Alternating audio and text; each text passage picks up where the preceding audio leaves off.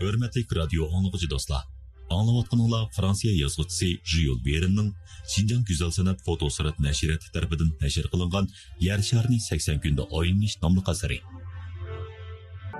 Bopda, meni Bordoğacha elib biling. Odam olmayman. $200 bergan bilanmi bika? Har bir kishiga $2000 beray. Dedi Fog apandim eg'ir besiqlik bilan. 2000? Kapitan hayronlikdan donq etib turib qoldi. Her bir kishi $2000 berdi. Sizlar necha odam? 4. Kapitan Spit xuddi bosh terisini zidi qilib o'tirgandek beshini tatlashga boshladi. Yo'l ustida odam elib $8000 tepish. Bu uning boyi aytgan barliq yo'lovchidan bizar bo'lgan odatini o'zgartirib etishga arziydi. Yana kelib bir yo'lovchini $2000 ga to'shish. Buni yo'lovchi degandan ko'ra bir xil qimmatlik mol deyish loyiqroq. Ben saat 9'da yo'lga chiqaman. Qolganlar ulgurib kelalamdi. Deb so'radi kapitan oddiy. Biz cho'qim dal vaqtida paraxodga chiqamiz. Dedi Fog apandim oddiylik qilib. Saat 8:30 bo'ldi. Henrietta nomli paraxoddan tushib, ot arabasiga o'tirib, San Nikolas mehmonxonasiga berish. Aoda xonim, master ham uningga ro'dpaydek chaplashib kelayotgan Fexni boshlab kelish qatorliqlarning hammani Fog apandim shundoq tamkin, salmoq va eg'ir besiqlik bilan o'rildi. Henrietta nomli paraxod yo'lga chiqmoqchi bo'lganda 4 odamning hammasi paraxodga chiqib bo'ldi. Master bu qadimki safarning bahosini olganda ixtiyorsiz ha deb uzun to'lib o'tdi. Razvedkachi Fex bo'lsa cho'nqur xiyolga cho'kkan edi. Bu dilo Angliya davlatlik bankini bir muncha ziyonga uchirtib, ondan oxirlashatdi. Darvaqa Fog apandim Angliyaga borg'icha dengizda qaytib pul xarjlamaydi degan taqdirdami, uning yanchiqidan allaqachon 7000 fond sterlingdan o'shiq pul kamlab ketgan edi. Saat 9'da Henrietta nomli paraxod Hudson daryosi eg'izidagi ko'chma moyakdan o'tib, ondan xush tumshuqini aylanib o'tib dengizga chiqdi.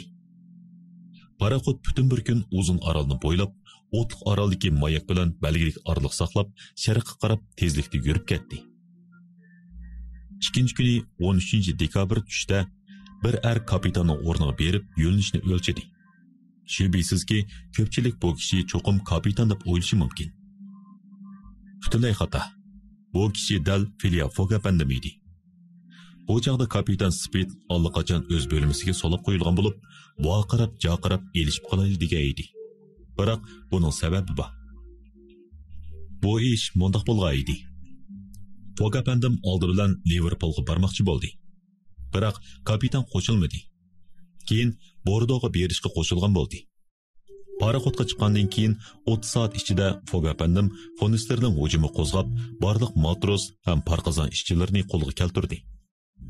Bular aslida kapitan Spitga o'ch edi. Fog apandimning Fonisterning hujumi o'z rolini nihoyat yaxshi joriy qildirib, hammasi Fog apandim tarafga o'tdi. Shunda qilib, Fog apandim kapitan Spitning o'rnida safarga qo'mondonlik qildi. Kapitan bo'lsa o'z bo'lmasiga solib qo'yildi. Albatta, paraxod amdi Bordoga emas, balki Liverpoolga qarab manga edi. Fog apandimning texnikasidan uning ilgari matros bo'lganligini jazmlashtirgili bo'ladi. Bu qadimgi tavakkilchilikning oxiri qanday bo'lganligini biz keyin bilamiz. Biroq Aoda xonim bir eg'izmi gap qilmagani bilan qanchalik ham qilayotganligi o'z-o'zidan ma'lum. Fex dastlabda nihoyat cho'chib ketdi. Master bo'lsa bu ish nihoyat joyida o'rinlandi deb qaradi. Kapitan Spit bu paraxodning tezligining soatiga 11-12 dengiz mili ekanligini aytgan. O'lchash orqali paraxodning mushu suratda ketayotganligi ma'lum bo'ldi. Hozir nurg'un ehtimollik bor. Navoda avariya nacharlashib ketmasa, sharq shamoli chiqmasa, paraxodda masala ko'rilmasa, motordan kachil chiqmasa, Henrietta nomli paraxod qilib qolgan 12 dekabrdan 21 dekabrgacha bo'lgan 9 kun vaqtda New Yorkdan Liverpoolga borgan 3000 dengiz mili musofirni jazman besib olaydi. Ammo gapning o'ziga kelsak, Angliyaga borgan amon bu banka o'g'risining Henriettani bo'lib üstülab jinoyat o'tkazganligi uchun ko'rdig'ini bor.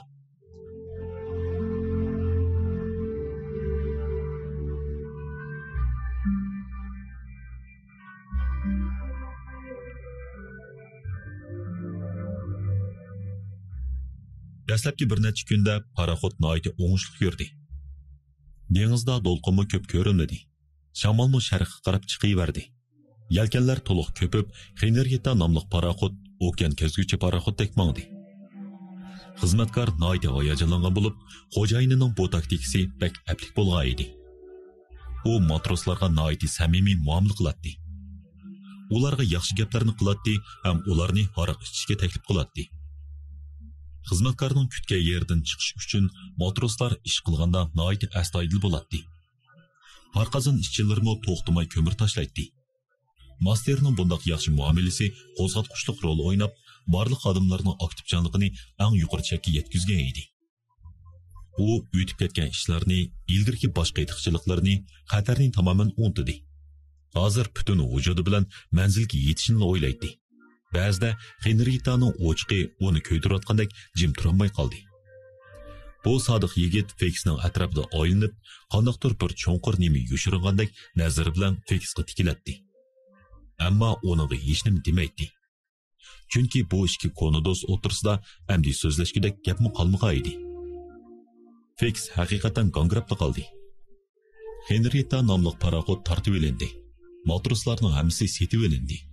Fogning mashg'ulot qilishi ko'na dengizchiga o'xshaydi. Bu bir qator g'alati ishlar razvedkachi Feksning qallasini qo'chivatdi. U har qancha o'ylabmi oxirga elib chiqolmaydi.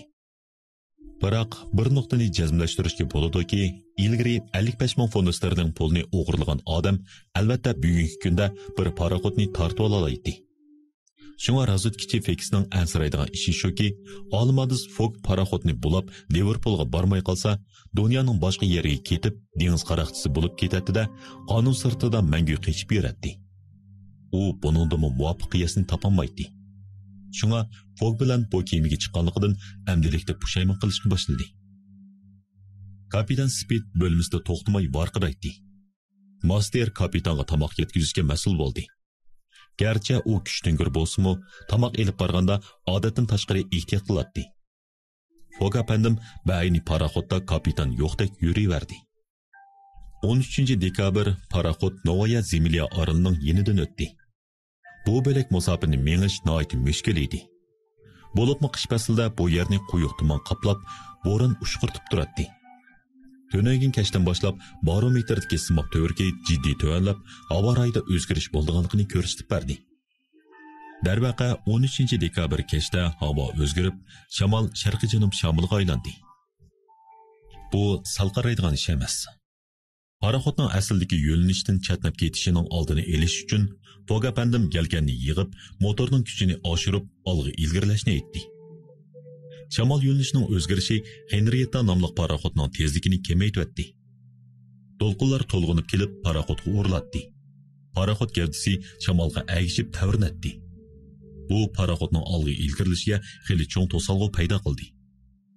Shamolmo bara-bara qattiq bo'ronga aylandi. Masterning chiroyi havo rayining o'zgarishiga agishib tutilib ketdi. Amdilikda gapdan yigit ham andishiga petib, jimib ketgan edi. Biroq Fog apandim yanilab boshdan oxir qaysar matroslardek dengiz bilan ilishmoqda. Eg'ir besiq bo'lib, pishqon kapitonga o'xshash tamkinlik bilan paraxodning yurishiga qo'mondonlik qilmoqda. Har qitim kuchlik to'lqin hujum qilib kelganda, Henrietta to'lqindan o'tamay qoladi-da, to'lqinning ostidan kesib o'tishga majbur bo'ladi. Paluba dengiz suyida chiliq-chiliq bo'lib ketadi. Ba'zida tog'dek egiz to'lqinlar paraxodning quyrug'ini egiz ko'tarib, ishtarguchni suv yuziga chiqarib qo'yadi-da, peropiller quruq aylanib ketadi. Shundaqdimi paraxod olg'a qarab ketaverdi. Ammo bu qitimqi bo'ron ko'pchilikning o'ylagandek soatlik tezligi 90 mil bo'lgan Uragan nomli bo'rondek unchalik dahshatli emas. Faqat 7 bal bo'ron. Afsus, shamol yo'linishini o'zgartmay, joylik bilan g'arbiy shimol yo'linishiga qarab chiqaverdi. Yelkan bu qarg'a kelmadi. Ko'pchilikka oyon bo'g'indek paraxod yelkanning roliga nihoyat ehtiyojli edi.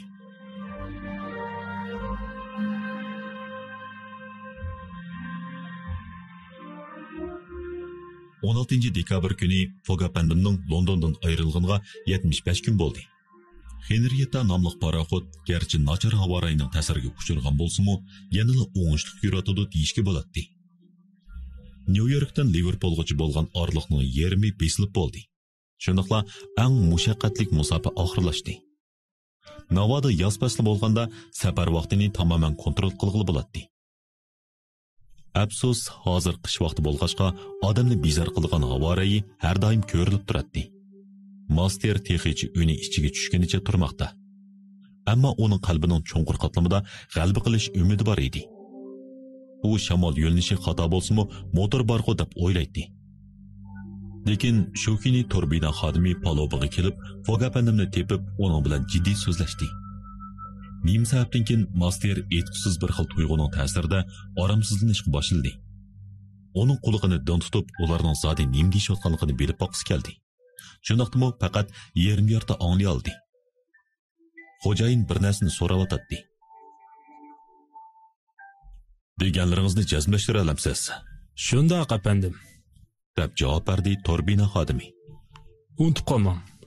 Paroq yo'liga chiqqandan boshlab hozirgacha hamma parqozonda o't to'xtamay kuyib Bizdeki ko'mir Bordo'ga bag'ish yetidi, ammo Liverpoolga yetmaydi.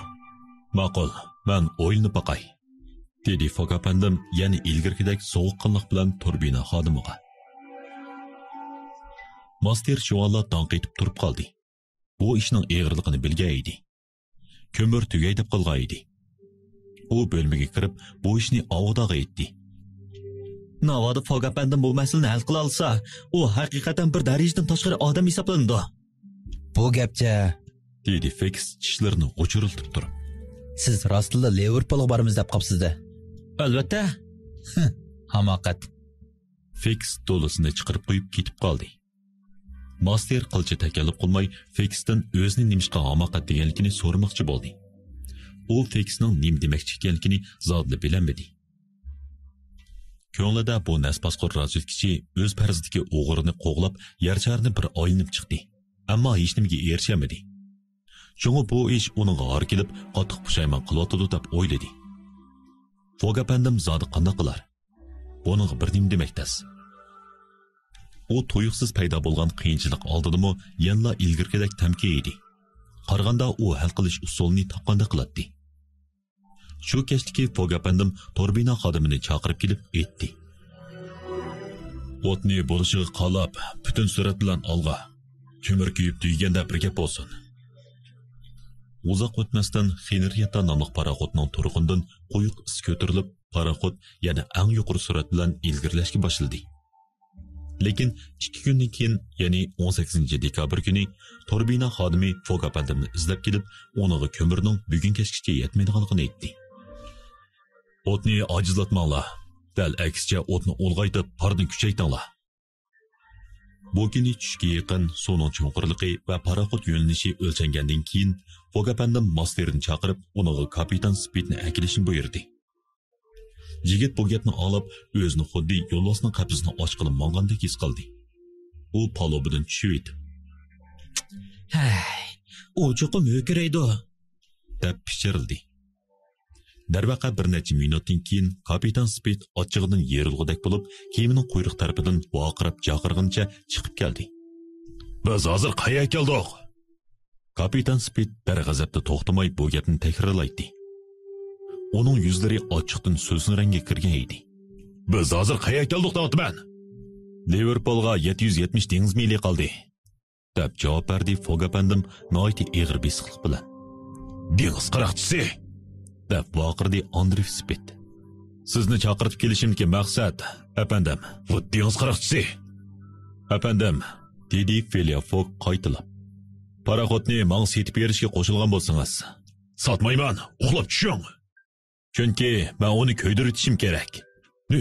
Nima? Mening paraxotimni ko'ydirmoqchimi? Shundoq. Hech bo'lmaganda men paraxot aslalarini ko'ydiraman. Paraxotda ko'mir qolmadi. Mening paraxotimni ko'ydirmoqchi? Deb o'kirdi kapitan. U ochiqdan gapni qilmay yotadi. Bu paraxot $50,000 yaraydi. Bu $60,000, dedi Fogapandim so'zligach bir qallak pulni kapitan uzdi. Kapitan Spit qaytib qoldi. $60,000 ko'rib hayajonlanmagan kishi Amerikalik hisoblanmaydi. Kapitan birdilla ochig'ini, o'zining so'lab qo'yilganligini ham bu yo'lovchiga bo'lgan barliq nafratini unutdi. u bu paraxodni ishlatayotganiga 20 yil bo'lgan edi. Bu nima degan yaxshi foyda? Bo'pti. Paraxodning temir qipi menga hisob bo'lsin, dedi u noiti siliq talaffuzda Fog apandimga qarab. Motor bilan qipi sizga tava apandim. Putishdiqmi? Putishdiq. Speed pulni elib sanab bo'lgandan keyin cho'ntagiga soldi. Bu manzarni ko'rib xizmatkor qo'rqindan chiroyi totirib ketdi. Feksmi qo'rqindan o'yinib ketishga ozli qoldi.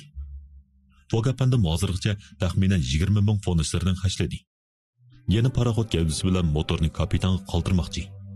Mundaqcha aytganda, paraxodni bekorga beratmoqchi. Balkim Fog buningga parvo qilmasligi mumkin.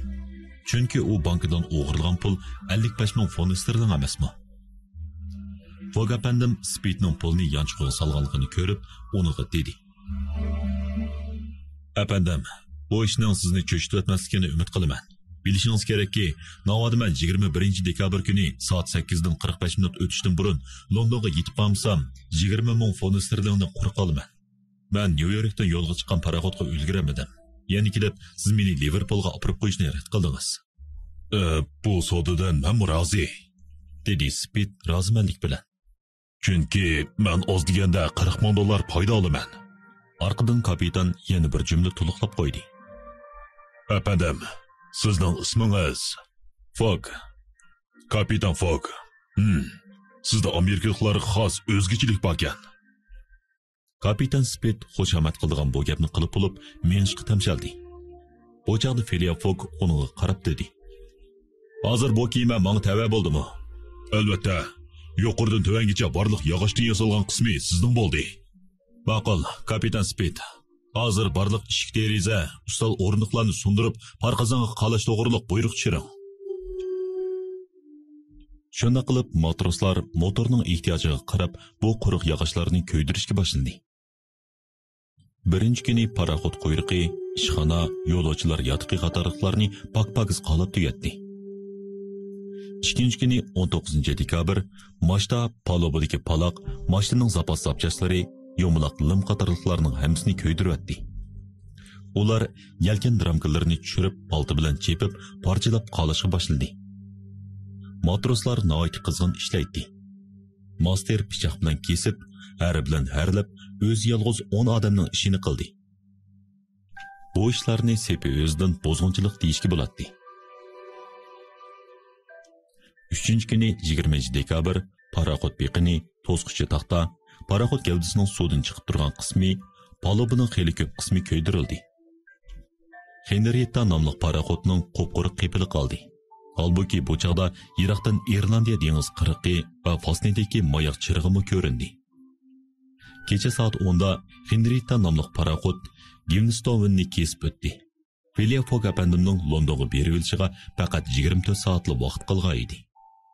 Shunga paraxod butun sur'ati bilan ilgirlab Liverpoolga yetib bormasa bo'lmaydi. Ammo par yetishmay bu yuraklik mo'tavarni qiyin ahvolda qo'yotdi. Apandim, bu chaqda kapitan Speed eg'iz ochdi. U Fogg apandimning planiga oxiri ko'ngil bo'lishga boshlagan edi.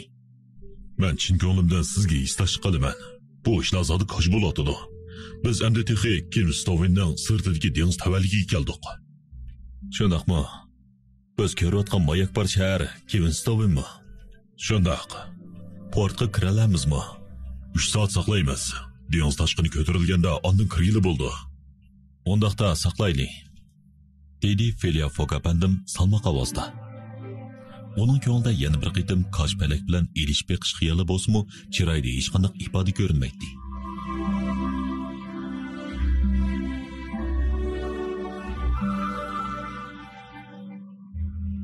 Gimstown Irlandiya dengiz qirg'og'idagi bir port. Amerikadan kelgan okean paraxodlari bu yerda pochta yo'llanmalarini tushirdi. Bu pochta yo'llanmalari har vaqt tayyor holatda turgan tez poyezd bilan Dublinga to'shildi. Ondan bu yerda tez yurar kema bilan Liverpoolga to'shildi. Bundaq bo'lganda dengiz transport shirkatining eng tez paraxodidan 12 soat bo'ldir yetib bordi. Amerikadan kelgan pochta yo'llanmalari mushundaq tejab qolgan 12 soat vaqtni Phileas Fogg apandimni qo'lga keltirmoqchi bo'layotdi. Navoda u Henrietta nomli paraxod bilan monsa, ikkinchi kuni kechligi ondan Liverpoolga bora oladi. pochta liniyasi bilan mangsa ikkinchi kuni tushda borg'ili bo'ladi. Shundoq bo'lganda kechki soat 8dan 45 minut o'tganda Londonga yetib berish mumkinchiligi zo'r edi. Kecha soat 1da Henrietta nomli paraxod dengiz toshqiniga agishib, Givenstown portiga yetib keldi. Kapitan Speed Phileas Fogg apandimning qo'lini mahkam siqdi. Fogg apandim faqat quruq jazosili qolgan paraxodning kapitani bilan xo'shlashdi. Ammo bu kapitan paraxodini yanada dastlabki bahosining yarmiga sota oladi. 4 nafar yo'lovchi paraxoddan tushdi. Fix shu chaqda darhol Fogg apandimni qo'liga elishni o'yladi. Ammo qo'l solmadi. Nima uchun? Uning ko'nglida zodi qanday ziddiyat bor. Ajiba u Fogg apandim tarafga o'tib ketganmidi? Oxiri o'zining xato qilganligini tushunganmidi? Biroq u Fogg apandimdan bir qadam neri bo'lmadi. U Fogg apandimga Avuda xonimga o'q tiyishga hali qolmagan masterga agashdi. Tong sahar 1:30da ular Givenstownda poyezdga chiqib, amdala tong yo'rishiga ulgurib, Dublinga yetib kelishdi. Ham hayal bo'lmayla yana bir tez yurar kater Polat Monkeyga o'tirdi. Bu kater to'salg'usiz ilgirlab dengiz bo'g'zidan o'talaydi. 21 dekabr 3 soat 11dan 40 minut o'tganda Phileas Fogg oxiri Liverpool portiga qadam qo'ydi. Bu yerdan Londonga berishga faqat 6 soatlik vaqt ketadi. Afsus. Dal mushchaqda Fix uning yeniga kelib, mo'risiga qo'lni qo'ydi, ham qo'lga elish buyrug'ini uni ko'rsatdi. Siz Phileas Fogg bo'lamsiz? Shunday qapandim. Men ayol podshohning nomi bilan sizni qo'lga olaman. Fogg apandim Liverpooldagi tamojna binosining ichiga solib qo'yildi. U bu yerda bir kechani o'tkazib, adi Londonga yalab elib beriladi. Fix Fogg apandimni qo'lga elayotgan chog'da master etilib berib, Fix bilan elishmoqchi bo'ldi. Shu an bir necha soqchi kelib, masterni tortib elib ketdi. Avoda tuyuqsiz yuz bergan qabohatli ishlardan nim bo'lganligini bilmay g'angirab qoldi. Master uninga ahvolni aytib berdi. U har qancha qilibmi Fogg apandimdek durust, mard, qaysar, shafqatchining tuyuqsiz banka o'g'riga aylangan jinoyatchi qatorida qo'lga ilinganligini tushunmayotdi. Yosh ayol bu bo'xtonga qattiq e'tiroz bildirdi. G'azablandi. Bu ishlarga o'zining qudrati yetmaydiganligini to'ygan chog'da ko'z yoshlari ixtiyorsiz yuzni ho'l qildi. Fixga kelsak, uning Foggni qo'lga elishi tamoman uning burchi. Mushunda qilmay bo'lmaydi. Biroq Foggning zodi jinoyati bormi yo'q? Buni sudla qaror qila oladi. Bu chog'da master tuyuqsiz bir narsani yodiga oldi. Ya'ni u o'zi hozirgi barliq baxtsizlikning tub yiltisi bo'lib qolgan edi. Men zodi nima uchun Fogg apandimdan Fixning salohiyatini yushirib keldim. Fix menga o'z salohiyati ham vazifasini aytganda, men nima uchun xo'jayinimni xabarlantirmadim. Navoda Fogg apandim Baldurla Fixning salohiyatini bilgan bo'lsa, jazman paket ko'rsatib, o'z salohiyatini isbotlagan ham o'qishmaslikni tugatgan bo'ladi. Qandaqli bo'lmasin, u hargiz bu nasbosqir Fixga vakolatan komandirovka ham safar xarajati to'lmagan. Birlashma podshohlik zaminiga qadam besishga uninga tutilib bermagan bo'ladi. Bechora yigit o'zining xatoligi ham beparvoligini o'ylaganda pushaymondan jini chiqqudek bo'lib ketdi. U yosh to'kdi. Cheksiz qayg'urdi. Tamg'a ustibla o'lib og'iz kelib ketdi. U Avoda xonim bilan birga so'g'uq qarmay Fogg apandimni qayta ko'rishni orzu qilib, tamojna binosining koridorida turadi. Endi bu mo'tvar butunlay tugashgan edi. U muvaffaqiyat qozonay deb turganda barbod bo'ldi. Bu qitim yuz bergan ish uni qaytarib olib bo'lmaydigan darajada ziyonga uchratdi. Fogg apandim tuyuqsiz yuz bergan bu ishdan g'angirab qoldi. U 21 oktyabr soat 11da Liverpoolga yetib kelgan edi. Kech soat 8dan 45 minut o'tganda Londondagi isloh klubi qaytib berilishga yana kam kuchda 9 soat 45 minut vaqt bor edi. Halbuki bu yerdan poyezdga o'tirib Londonga berish uchun faqat 6 soatlik vaqt ketadi. Bu chog'da Liverpool tamojna binosining ichiga kimni kirsa Fogg apandimning medir sedir qilmasdan bir o'rindiqda o'tirganligini ko'radi. Qiyofatidan ozroq titildiganligini ko'rgil bo'lmaydi.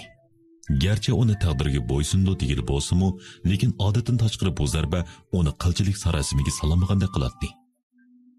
Hech bo'lmaganda sirqi ifodasidan bo'lsa-mu shundoq. Ajba u jazman g'alaba qilaman deb o'ylayotganmidi? Nimani saqlayotgandi? Hozirmi irodasini yo'qotmay, so'laqliq ahvoldami o'z safarini g'albalik tamomlashni o'ylayotganmidi? Qandaqla bo'lmasin, u soatini ustalga qo'yib, diqqatini qattiq markazlashtirib, soat istiralkisining sekund-sekunddan surilayotganligiga tikilgan edi. U gap qilmaydi. Soatga tikilib, jimjit o'ltiradi. Qisqasi, uning hozirgi ahvoli nihoyat o'sal edi.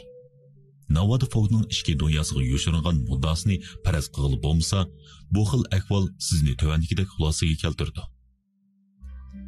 Fog apandim Navada durust odam bo'lsa, undaqda u hozir tamoman vayron bo'ldi. Navada u bir o'g'ri bo'lsa, u hozir tutildi. U qechib ketishni o'ylayotgandi. Uydan qechib chiqadigan yo'chiq izlayotgandi. U qocharmi? Kishilar balki bunda qiyos qilishi mumkin. U uyda bir mahal turdi. Biroq eshik taqoq. Derazga temir reshatga bekitilgan bo'g'ishqa qechishga ko'zi yetmay, yana joyiga qaytib o'ltirdi. Fog apandim hamyondan safar plan jadvalini chiqardi. Ustidagi eng oxirgi qurg'a 21 dekabr shanba kuni Liverpoolga yetib kelish yozilgan edi. U qalamini chiqarib oxirga yana bir qurni qo'shdi. Tushdan burun soat 11:40 minut. Safarning 80-kuni. Tamoshni binosining soati birga dong urdi. Fog apandim soatini selishtirib, o'z soatining 2 minut tez ketganligini bayqadi. Birdamdan keyin tamoshni binosining soat qo'ng'irqi 2 qitim urildi. Navada hozir Fog apandim tez poyizga o'ltirsa, u soat 8:45 minut o'tkicha Londonga kelib isloh klubiga boralaydi. U asta qo'shimimizni turib qo'ydi. Soat 2:33 minut o'tganda sirtdan varanchining ovozi ham eshikning ochilgan ovozi anglandi. Bu ovozlarning ichida Masterning ovozi bor edi. Arqadilla Fog apandim Fixning ovozini oldi. Uning ko'zlari to'yuqsiz chaqnab ketdi. Eshik ochildi. Fog apandim Aoda xonim, Master va Fixning o'ziga qarab yugurib kelayotganligini ko'rdi. Fix yuguraverib nafsi yetishmay qolgan edi. U Fog apandimni ko'rib duduqligini chatdi. Apandim, kechiring. Bir o'g'ri sizga bak o'xshab ketdi ekan. U 3 kun burun tutilibdi. Sizga hech yo'q. Fog apandim erkinlikka chiqdi. U Fixga yaqin berib, uning ko'zlariga mixdak tikildi. Ondan noiti tezlik bilan ikki belikini kaniga yondirib, nasposqur razvedkachining yuziga kelishtirib, ikki mush urdi. Ha, qoldiz. Deb vaqirdi Master. Ondan u o'zining fransiyalik bo'lganiga qaramay, noiti kinoya bir gapni qildi. Ko'rdingmi? Mana bu mashhur angliyacha mushlishma arti. Bak qoldiz. Fix zarbidan kaniga uchib ketdi. Bir eg'izmi gap qilmadi. Bu uning o'zining sho'ri edi. Fog apandim, Master, Aoda xonim uchsi tamoshnidan ayrilib paytonga o'ltirib, bir necha minutdan keyin Liverpool vokzaliga yetib keldi. Fog apandim hozirla Londonga mangadigan poyezdning bor yo'qligini surishtirdi. Bu chog'da soat 2:40 minut o'tgan edi. Tez poyez 35 minut burunla yo'lga chiqqan edi. Fog apandim maxsus poyez ijaraga olmoqchi bo'ldi. Bekatda sur'atli tez bir necha poyez to'xtatilgan bo'lsa-mu, temir yo'l belgilamasiga asosan soat 3 dan ilgari maxsus poyezning menishiga yo'l qo'yilmaydi.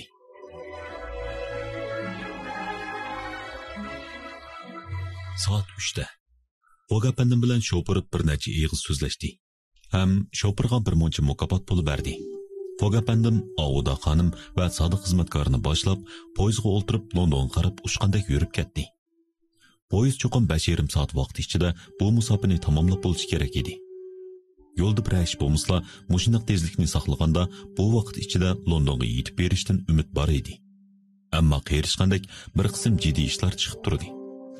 Poyez Londonga yetib borganda Londondagi barliq soatning istiralkisi 8:50 minutni ko'rsatib turadi. Fog apandim hech qanday xavf-xatarga qaramay yer sharini oylanish safarini tamomladi.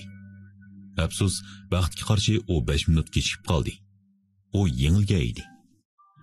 Navoda presi ikkinchi kuni Silver ko'chasining aholisiga Fog apandimning qaytib kelganligini aytsa, ular cho'qim eg'izlarini echib hayron qoladi. Chunki uyning eshik derazalari ilgirgidekla him etilgan. Sirtdan qaraganda hech qanday o'zgarishni ko'rgili bo'lmaydi. Amaliyotda William Fog apandim vokzaldan chiqib, masterga ozroq yeydigan narsa setib olishni aytgandan keyin Auda xonim bilan uyga qaytib kelgan edi. Fog apandim bu qitim zo'r zarbaga uchirgan bo'lsa-mu, uning kayfiyati yanada ilgirgidekla turaqli edi. U o'zil kesil tugashdi. Bu qapoqbash razvedkachining gunohi. Fog apandim bu qitimqi uzun safarda nurg'un to'salg'ularni supurib tashlab, boshqalar yengish tas bo'lgan qiyinchiliklarni yengib, yo'l bo'yi qo'lidan kelishicha boshqalarga yaxshilik qilib, salmoq qadam bilan olg'a ilgirildi. Halbuki g'alba qilishga ozlik qilganda bu tuyuqsiz balo qazoga yo'liqib, qaytirib olg'ili bo'lmaydigan yomon oqibat keltirildi. Bu nimikin qo'rqinchli. Fog apandim Londondan ayrilgan chog'da nurg'un pul elib olgan bo'lib, hozir faqat oz qismini qoldi. Onun qolgan barliq boyliqi faqat Baron Akuflar bankisidagi 20 ming funt sterling pul edi. Mana hamdi bu pulmu isloh klubidagi ulfatlarga tava bo'lib ketdi. Safarda shuncha ko'p pul xashladi.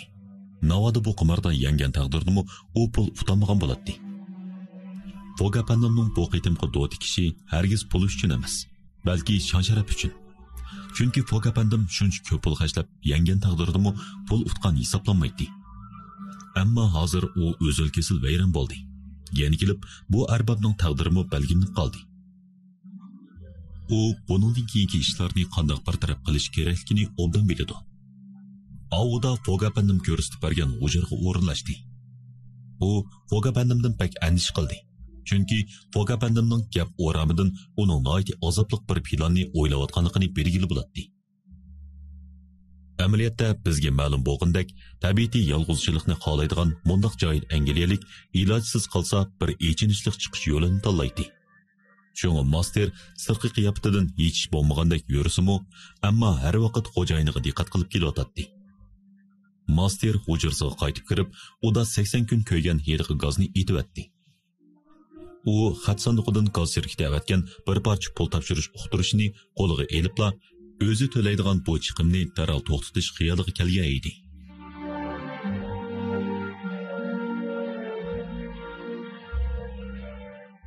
Bir kecha o'tdi. Fog apandim ilgirgidekla o'z o'rnida yetdi. Biroq uxlay oldimi yo'q, buni bir nim degil bo'lmaydi. Qisqasi, master bilan Auda xonim uxlayolmadi. Master bir kelishmaslik bo'lib qolishdan ansirab, bayni ishqa o'xshash butun kecha Fog apandimning hujurasi oldida tunadi. İkinci kuni Fog apandim masterni chaqirib Audaga tushlik g'izo tayyorlab berishni aytdi. O'ziga faqat bir stakan choy bilan bir parcha polka buyurdi. Auda xonim Fog apandimning tushlik tomoqda hamroh bo'lmaganligidan og'rimadi. Chunki u barliq vaqtni keyingi bir qism ishlarni qanday bartaraf qilishga sarf qilyotdi. Butun bir kun pastga tushmadi. Ammo kechda Auda bilan so'zlashgisi borligini aytdi. Master xo'jayinning topilishi bo'yicha bir kunlik kun tartibini o'rinlashtirib qo'ydi. U chiroyidan bir ifodani mangu sezgili bo'lmaydigan bu odamga qarag'anicha uning yenidan ayrilg'usi kelmadi. Bu qitimqi o'rnini to'ldirg'usiz ziyon masterni qattiq azoblaydi. Xo'rdiq his qiladi. To'xtamay o'zini ayblaydi. Navoda Fexning suiqasdini Fog apandimga aytgan bo'lsa, oldin bishorat bergan bo'lsa, Fog apandim Fexni hargiz Liverpoolga elib kelmagan bo'ladi. Keyindiki ishlarmi yuz bermagan bo'ladi. Master bu azoblarga bardashlik bermadi. Xo'jayin, meni tillang. Bularning hammasi mening xatoligim. Men hech kimdan og'rinmayman, dedi Fog apandim yanada salmoqlik bilan. Berib, ishingizni qilavering. Xizmatkor azoblangan holda Fog apandimning hujurasidan chiqib, Audaning yeniga keldi. Ham u Fog apandimning maqsadini uninga yetkazdi. Xonim, hozir men amalsiz. Balkim siz Fog apandimning kayfiyatiga ta'sir ko'rsatib kelishingiz mumkin. Men Fog apandimga ta'sir ko'rsatamanmi? dedi Auda taqatsizlik bilan. Men uningdan intayin minnatdor. Bilamsiz, u mening qalbimni tushunami? Do'stim, siz darhol uning yeniga qayting. Uningdan birdammi ayrilmang. Siz uning kechda men bilan so'zlashmoqchi edingizmi? Shunda xonim, meningcha Angliyada sizga yordam qilishni deysiz kerak. Bo'ladi. dedi Aoda. U chunqur xiyolga cho'kkan edi. Sevir ko'chasidagi mazkur qo'roda bu yakshanba odam yo'qdek, mana mushundoq jimjit o'tdi. Parlament binosining soat munori ustidagi cho'ng soat 11:30 ga dong urgan chog'da Philia Fogg isloh klubiga qarab mangmadi. U uning mush qo'raga ko'chib kirgandan buyanqi tunji qitimliqi edi. Bu arbob yana isloh klubiga berib nim qildi. Uning hamrohlari endi uni saqlamaydi. Chunki tunogin shanba. Taqdirni belgilaydigan bu kuni 21 dekabr soat 8:45 minut o'tganda Philia Fogg isloh klubiga yetib bormadi. U qimarda uturdi. Uning Barin Akuflar bankasiga berib 20 ming fondlarining pulini elib berishmi behojat. Do't tikishgan hamrohlarining qo'lida imzoliq chek bor. Ular Barin Akuflar bankasiga berib, faqat oddiy o'tkazib olish rasmiyatini bajarsala 20 ming fondlarining ularning hisobotiga og'dirildi. Shunga Fogg apandimning sirtga chiqishi hojatsiz ham uydanmi chiqmadi. U o'z ujursiga bekinib olib, narsa keraklarini ratladi. Master butun binoning ichida yuqori tovan yugurib chiqdi. U xo'jayinining ishki oldiga berib tinchaytdi. Ochiq soldigan yo'chiqdan marifin boqatdi. U bularni mening mas'uliyatim deb bildi. Biror ish bo'lib qolmasin deb ansirdi. Dakkulikida yurdi. Ba'zida u fiksni xiyoliga keltirdi. Kallisda uning bo'lgan ko'z qarashi ancha-muncha o'zgardi. Fiksning Philia Fogg apandimga agishib kelib, oxirida uni qo'lga elishi tamoman Fiksning burchi. Ammo Master o'zchi. Bularni o'ylaganda azobdan puchilnatdi. O'zini dunyodagi birinchi darajalik xumpardek his qiladi. U vaqtning buncha osti o'tayotganligini azaldan his qilmagan edi. U yarim kunni nihoyat mushaqqatda o'tkazdi. Oxir Master mundoq turaversa, bak azobli bo'lganligini bilib, Aoda xonimning ishkini chekdi. U hujraga kirib, bir bo'londa untinsiz sukutga cho'mgan holda o'tirgan yosh ayolni ko'rdi. Kech soat 7:30 atrofida Fogg apandim Masterni Aoda xonimning o'zi bilan ko'rishkisi bor yo'qligini so'rab chiqavatdi. Uzoq o'tmay uyda yosh ayol bilan Fogg apandim ikkisi qoldi. Fogg apandim Tammashning yonida o'tirib, Aoda xonimga yuzlandi. Uning chiroyidan qilchilik o'duqish alomatlari ko'rinmaydi.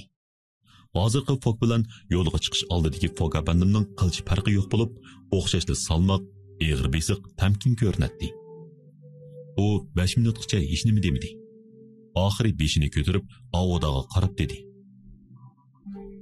"Xonim, sizni Angliyaga elib kelganligimni afv qilamsiz?" Men Fogg apandim. Aoda hayajonini oram besib turib javob berdi. "Gapimni qilolay", dedi Fogg apandim so'zni davom qilib. "Sizni irqi intayin xatarlik joydan qutuldirib chiqqan vaqtda men nihoyat boy kishi edim. Shu chog'da bir qism mol-mulkimni sizga bo'lib berishni o'ylashgan edim. Shundaqda sizning turmushingiz nihoyat xotirjam, baxtli o'tadi. Afsus, men hozir xonavayron bo'ldim." Buni bilaman Fogg apandim. dedi yosh ayol. Hozir so'rashni o'tayman keldi. Yo'l bo'yi sizga ayishvaganligimni afv qilamsiz. Kim biladi, balki mush sabab bilan kechikib qilib, mushundaq peshkanlikka uchirgan bo'lishingiz mumkin. "Xonim, siz Hindistonda qolsangiz bo'lmaydi. Yiroqqa ketsangiz, yilqi asabiy kishida sizni tirik qo'ymaydi. Bexatarligingizmi kapolatga ega bo'lmaydi."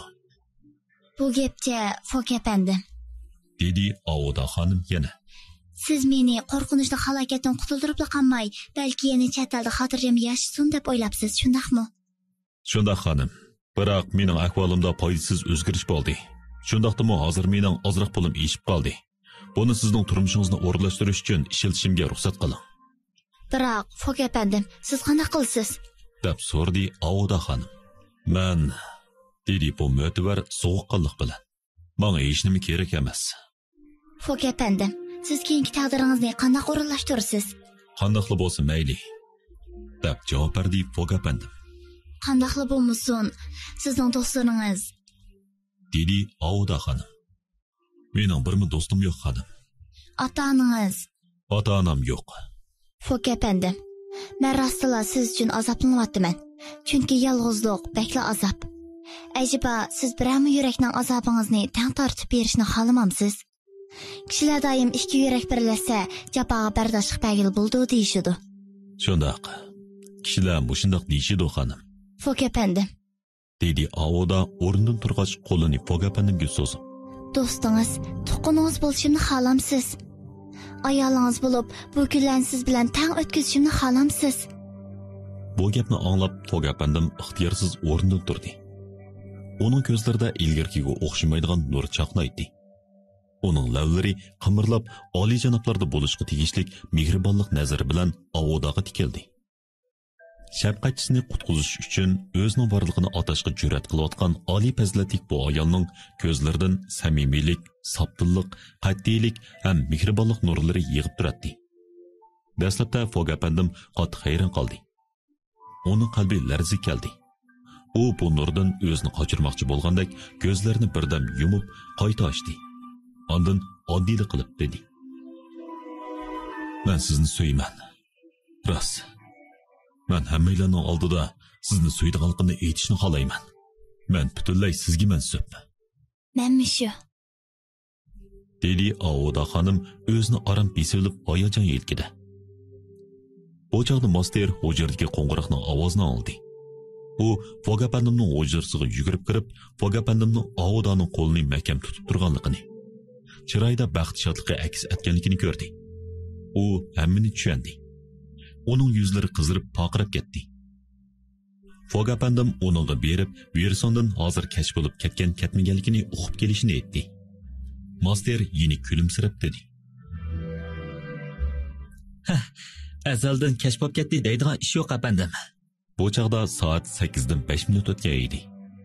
Undaq bo'lsa, erta dushanba kuniga bekitayli, dedi master.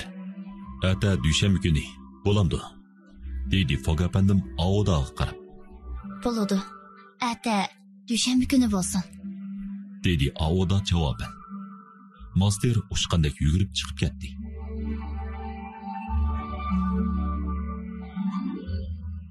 O 7 dekabr Angliya Davlatlik bankasiga o'g'irlikqa tushgan James Stant ismli haqiqiy o'g'ri Edinburgda qo'lga tushdi. Bu xabar tarqalgandan keyin Birlashma Podshohlikda qanday ta'sir qo'zg'aganligini so'zlab o'taylik. Texi 3 kun ilgirla Philia Fogg saqchilar nazorat qilayotgan jinoyatchi edi. Hamda ismi jismiga loyiq mo'tavarga aylandi. Shunaqla qoidaga uyg'un kelmaydigan yer sharini o'yinish safarini tamomladi. Gezitlar to'xtamay bu ishlarni bas-basda xabar qildi. Mamlakatning hamma yerida bu ish qizg'in bas munozir qo'zg'adi. Ilgari uning sayohatining mag'lubiyati uchun do'q tikishgan kishilar bu ishlarni allaqachon butunlay unutib ketay deb qolgan edi.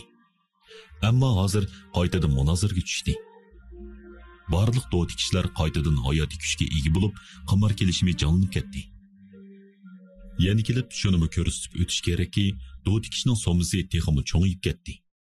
Fogpeyi yana talishib setib olgan paychekiga aylandi. Fog apandimning isloh klubidagi heliqi 5 nafar do'stining bu 3 kunni o'tkazmigi osonga to'xtamadi. Ular allaqachon Philia Foggni yodidan chiqarib o'tgan edi. Mana u yana qaytadan ularning oldida paydo bo'ldi. U zodi qayerda? 17 dekabr James Stant qo'lga elingan kuni Philia Foggning ketganiga 76 kun bo'lsa-mu, hozirgacha hech qanday uchar kelmagan edi. U o'ldimi yoki yengilganiga tanbadimi? Yoki deyishgan liniya bo'yicha davomli ilgirlayotdi. 21 dekabr shanba kuni kech soat 8dan 45 minut o'tganda isloh klubining zalida paydo bo'lamdi. Bu 3 kunda Angliya yuqori qatimidagi bu bir top kishining kunlarini qanchalik dakidukida o'tkazganligini til bilan tasvirlash qiyin. Ba'zilar Amerika va Osiyo qit'asiga telegramma yo'llab, Philia Foggning izdirkini qildi. Ba'zilar texi maxsus odam avatib, Severkotsidagi heliqi uyini nazorat ostiga oldi. Biroq hech qanday ushurga erishamadi. Saqchi tarafmi heliqi yolg'on o'g'irga qo'riqdan-qo'riq avora bo'lib yurgan razvedkachi Fexning qayerga ketganligini bilinmadi. Shundaqdimi Philia Foggning uttirish to'g'risidagi qimorining so'misi hadab o'sishga boshladi. Philia Fogg bayni bir bayga etiga o'xshash eng oxirgi bir oylamada yugurayotdi. Fogpeyi ilgirki birga 100ni setishdan o'rlab, birga 20, birga 5ni setishga o'tdi. Palash qiyri Ser Albemaril bo'lsa, birga 1ni setib oldi. Shunga shanba kuni kechda Palmal ko'chisi va qo'shni ko'chalardagi kishilar xuddi barliq pay vositachilarining hammasi isloh klubining qarorgoh qurgandek ko'chaga to'plandi. Qatnashma to'silib ketdi. kishilar bas munozir qilishatdi, tolishatdi. Xuddi boshqa Angliya paylarini elib sotgandek Fogpayning bahosini to'lishatdi. Soqchilar butun kuchini ishga selib, oran deganda tartibni saqlab turdi. Felia Fog'dan kelish vaqtining yiqilishiga agishib, kishilarning qanchalik jiddiylashganligini, hayajonlanganligini tasavvur qilmoq tas. Shu kuni kechdiki Fog apandining 5 nafar hamroyi 3 dan burun soat 9 dan boshlabla isloh klubining cho'ng zaliga yig'ildi.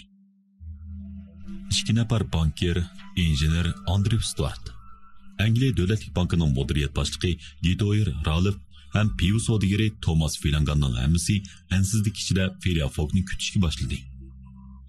Soat istirelkisi 8 dan 25 minutni ko'rsatganda injener Stuart o'rnidan turdi. Apandilar, yana 20 minut o'tsa, Fog apandi bilan kelishgan vaqt to'shidi.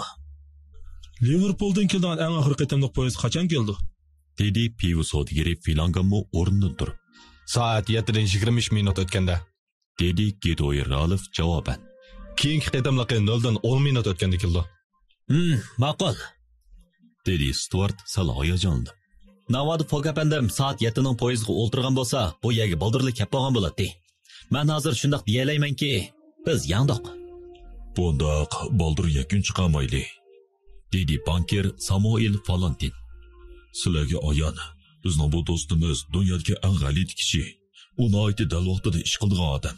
U odatda kechikmaydi, ham boldirmi kelmaydi. Navoda u eng oxirgi 1 minutda zalga kirsimi, men hayron qolmayman. Hay, ammo men dedi nervisi ziyoda sazgirjib ketgan Andrew Stuart. Men bunga ishonmayman. Qani ko'ramiz. Demismi, dedi Thomas Filangan. Felia Fog'ning plani chekdan eshib ketgan. U qandoqli to'g'ri hisoblasin vaqtning keyniga surdigan turli ishlarni to'siy olmaydi. Navoda 2-3 kun xatolik ko'rsizlar, uning planiga tamoman xavf yetkazadi. Yana kelib sizlar diqqat qilgan bo'lsanglar mumkin. Dedi John Sullivan to'liqlab. Biz bu hamroyimiz to'g'risida hech qanday uchurga erisha olmadik. Telegraf idorasi hamma yerda bog'u. Hay, o yengildi. Dedi Stuart o'ziga qat'iy ishongan holda. O 100% yengildi. Yani kelib o o'z vaqtida Liverpoolga kelmoqchi bo'lsa, New Yorkdan yo'lga chiqqan birdan-bir okean kezar paraxod Junxo nomli paraxodga o'ldirish kerak edi. Bu paraxod tunogin keldi, ammo suv transporti gazeti e'lon qilgan yo'lovchilarning tizimligi bu yerda. Uning ichida Fog'ning ismi yo'q. Do'stimizning tali har qancha o'ng bo'lsa-mu, u hozir Amerika qit'asida. Farzimcha, u deyishgan vaqtdan 20 kun kechikib keldi. Elaqa Ser Albemarlining 5000 funt sterlingi ko'pikka aylangan bo'ldi. Ko'rinibli turibdi, dedi Gidoyer Ralph javoban. Ati biz faqat Fog apandimning chekini Baron bankasiga topshirsaqla ish bitadi. Bu chaqda zaldagi soat 8:40 minut o'tganligini bildirib turadi. Ha, yana 5 minut qoldi, dedi Stuart. 5 hamroyi bir-biriga qarashdi. Ko'pchilik ularning yurak so'qishining tezlashib ketganligiga ishonadi. Chunki qimor shaxlari uchun bu qitimga do't kishish kichik hisoblanmaydi. Shunisi ular hech qanday ifoda bildirishni xohlamaydi. Samuel Valentin taklifga asosan qarti shirasiga kelib o'ltirdi. Menga biri 3999 funt sterling basibo 4000 funt sterlinglik qimordan kechmayman, dedi Stuart o'rniga kelib o'ltirgach. Bu chaqda soat istirlikisi 8:42 minutni ko'rsatdi. Qarta o'ynauvchilar qo'llariga qartini olgan bo'lsa-mu, hech qaysisining nazari soatdan ayrilmadi. Jazmlashtirishga bo'ladi-ki, g'alaba qilish sherin xiyoli ularni tamoman o'z iskansiga olgan edi. Ular soat istirlikisining mundoq oston mang'ilganligini azaldan bayqamagan edi. 8:43 minut o'tdi, dedi Thomas Filangan Gidoyer Ralph uzatgan qartini o'rgach. Klub ichi yana timdasliq cho'mdi. Ammo sirtin kishilarning vorang-cho'ringlari, voqirashlari anglab turadi. Soat moyatniki takshi surat bilan tavranmoqda. Qarta o'ynauvchilar o'zlarining quloq pardasini tavratayotgan moyatnikning ovozini aniq anglamoqda edi. 8:44 minut o'tdi, dedi John Sullivan. Bu ovoz odamni ixtiyorsiz jiddiylashtiradi. 40 sekund o'tdi. Shapi yo'q. 50 sekund o'tdi. Yanılı jim. 55 sekund o'tganda sirtdan olingan guldirmomidek olqish sadolari, chavoq ovozlari, varqirashgan yana teqi kimlarningdir tillagan ovozlari uzilmay kelishga boshladi. Qarta o'ynayotganlar o'rnida turdi. 57 sekund bo'lganda zalning eshigi yo'g'on ochildi. Saat mayatniki texi 60 sekundga barmayla Felia Fog paydo bo'ldi. Onunğa əgişib bir top əsəbiyləşkən kişilər klubның işkidən etilib kirdi. Fog əpəndim yanıla ilgirkidək təmkin avazda. Əpəndilə, mən qaytib gəldim, dedi. Top doğru. Bu dal Felia Fog. Köpçilikning esida bo'lishi mumkin. Kech soat 8dan 5 minut o'tganda, ya'ni ular Londonga qaytib kelib, 25 soatga yaqin bo'lganda, Master xo'jayinining havolasi bilan Pop Wilsonni ikkinchi kuni o'tkaziladigan to'y murosimiga riyosatchilik qilib berishga taklif qilib yo'lga chiqqan. U xo'shalligidan yugurgandek mengib Pop Wilsonning turalg'usiga yetib keldi. Pop tex qaytib kelmagan bo'lib, Master uni to'pto'g'ri 20 minut saqladi. Qisqasi, u Popning uyidan ayrilganda 8 dan 35 minut o'tgan edi. Onun qandoq bo'lib qolganligiga qarab boqaydi. Onun chachlari qalayim-qalashib, qalbiga tushib qoldi. U jinining barcha yuguraydi. Hozirgacha undaq tez yugurgan odam texi yo'qdir. U piyodalar yo'lda xuddi quyundek kuchining barcha yuguraydi. Boshqalarga so'qilib ketsa-mu, kar bo'lmaydi. U 3 minut ichida Sevir ko'chasidagi turalg'uga yetib keldida, asrab yumadiguncha Fogapandimning hujrasiga o'zini tashildi. U gap qilmadi. Nemish bo'ldi? Deb so'radi Fogapandim. Xo'jayin, dedi u duduqlab. To'y murosimi mumkin bo'lmag'idak. Mumkin emas? Ata bo'lmaydi ekan. Nemishqa? Fogapandim texima qattiq hayron bo'ldi. Chunki ata yakshanba. Ata degan dushanba, dedi Fogapandim. Yo'q, bugun shanba. Shanba? Mumkin emas. To'g'ri, qilch xatosi yo'q. Bugun shanba, dedi Master vaqirab. Siz bir kuni xato hisoblayapsiz. Biz 24 soat burun yetib kelibmiz. Hozir faqat 10 minut vaqt qoldi. Master so'zlagach butun kuchi bilan Fogapandimning kiyimidan tortib, xo'jayinini o'rnidan turg'izib yugurdi. Fogapandim o'ylashga ulgurmay uydan sirtqa yugurdi. Ular darvozadan chiqibla bir paytonga chiqdi. Ham paytonkashga 100 funt sterling pul berdi. Payton isloq klubiga qarab ushqandek yurib ketdi. Payton yo'l bo'yi 5 harvini so'qib, oxiri isloq klubiga yetib keldi. Felia Fog zalda paydo bo'lganda soat dal 8 dan 45 minut o'tgan edi. Felia Fog 80 kun vaqt ichida yer sharni bir qaytam aylanib chiqdi. Felia Fog 20 ming funt sterling pul utib oldi. Hozir iniqib olishga tegishli bir ish shuki, shuncha inchga, shuncha ehtiyot qilgan bir kishi qandoqsiga vaqtni xato hisoblab qo'ygandi. U Londonga kelib poyezddan tushganda 20 dekabr bo'lib 79 kun bo'lgan edi. Bu kunni u qandoqsiga 21 dekabr kuni deb xato bilib qolgandi. Bu xatolikning sababi nihoyatda oddiy. Buningdagi sir mundaq. Felia Fog safar jarayonida bilib bilmay bir kunni utib oldi. Bu dal uning nuqul sharqqa qarab manganligi bilan munosabatlik. Navoda u g'arbga qarab mangan bo'lsa, bir kun vaqtni qo'ldan berib qo'yatdi. Darvaqa, Fogapandim safar jarayonida bilib bilmay 24 soat vaqtni utib olgan. Chunki u bu qitimqi safarda izchil sharqqa qarab, ya'ni quyosh ko'tarilgan yo'nalishga qarab mang'achqa, har qitim bir meridian siziqidan o'tganda 4 minut burun kun chiqqanligini ko'rdi. Butun yer shari 360 graduslik meridiandan tuzilgan bo'lg'achqa, bu 4 minutni 360 ga ko'paytganda dapmidal 1400 minut, ya'ni 24 soat bo'ldi. Shunga Fogapandim safar jarayonida 80 qitimlik kun chiqishini ko'rganda, uning Londondagi do'stlari aran 79 qitimlik kun chiqishini ko'rdi. Shunga bu kuni shanba kuni bo'lib, Fogapandimning o'ylagandek yakshanba emas. Shunga uning do'stlari klubda uni saqlashib o'tirgan. Navoda Masterning hiliqi e'tiborli sayti vaqtni ko'rsatib bergandek, oy kunnimi aniq ko'rsatib bergan bo'lsa-di, bunda xatolik sodir bo'lmagan bo'ladi. Demak, Felia Fog 20 ming funt sterling utib oldi. Afsus, u yo'l bo'yi 19 ming funt sterling xarjlab ketgachga utib olgan pul nihoyatda oz. Biroq biz deb o'tgandek, uning bundaq dovut kishi pul uchun emas, balki lavzda turish uchundir. Shundaqla eshib qolgan 1000 funt sterling pulni master bilan nasbasqor fix elib bo'lishib olgan edi. Lekin u qoida bo'yicha ish qilib, master ehtiyotsizlikdan o'chirishni unutib qilib, 1920 soat ko'ygan gazning pulini tutib oldi. Shu kuni kechdiki, Fog apandim ilgirgidekla tamkinlik bilan chiroyini qilchi o'zgartmay turib, Avudaga dedi. Xonim, to'y ishi sizga muvofiq kelamdi. Efendim, Dedi Avuda xonim javob berib. bu masalani asli men so'rashim kerak. Chunki tungun siz vayron bo'lib, bugun yana beyib ketdingiz. Xonim, meni afv qiling. Bu boyliqlarning hammasi sizningki. Agar siz menga to'y taklifini qo'ymagan bo'lsangiz, master popni izlab bormagan bo'ladi. Menmo kuni xato xotirlaganimni bilmagan bo'lardim. Undaqda Suyimligim Fog. dedi yashayim. Qadrlikim Avuda. Ko'pchilikka ayon bo'lsinki, 48 soatdan keyin Fog apandim bilan Avudaning to'y murosimi o'tkazildi. Qad-qomatlik, xushxuy, ruhli yigit master Avuda xonimning nikoh guvohchisi bo'ldi. U ilgari Avudani qutqizib olgan kishi bo'lib salohiyati bilan bu sharafga munosib. Ikkinchi kuni tong yorishiga master xo'jayinining ishkini aldirish chekdi. Ishik echilib, sovuqqan arbab chiqib keldi. Nima ish master? Mundaq ish, apandim. Men boya bir ishni bayqadim. Nimani bayqadingiz? Biz faqat 78 kundala yer sharini o'ynab bo'lganmiz. Albatta shundoq.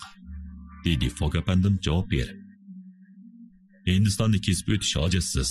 Biroq unda qilsam Avuda xonimni qutqizolmayman. U mening ayonim bo'lolmaydi. Undaqda Fog apandim gapini tugatib ishni yapti. Filia Fog bu qimirda mana shundoq yangdi. U 80 kun vaqt ichida yer sharini oyni safarini tamomladi. Bu safar uchun u barliq qatnash qurollarini, ya'ni paraxod, poyezd, yelkanli kema, tez yurar kater, sodi kemasi, chana, pil qatorliqlarni ishlatdi. Safar jarayonida bu g'alati mo'tavar o'zining qaysar, eg'ir besiq, durust, esil, oliyjanob odamligini ifodaladi. Biroq o'z gapimizga kelsak, u bu safarda zodi nimaga erishdi? Bu safardan nimani elib qaytdi? Ba'zilar hech nimani deb javob berishi mumkin. Shundoq, u bir sohib jamol ayoldan boshqa hech nimaga erishmadi. Gerçi bu ameliyatga uyg'un bo'lmasa-mu, ish qilib bu ayol uni dunyodagi eng baxtli odamga aylantirdi. Ameliyatda mushuni uchun bo'lsa, ajiba kishilar yer sharini oylamasligi kerakmi?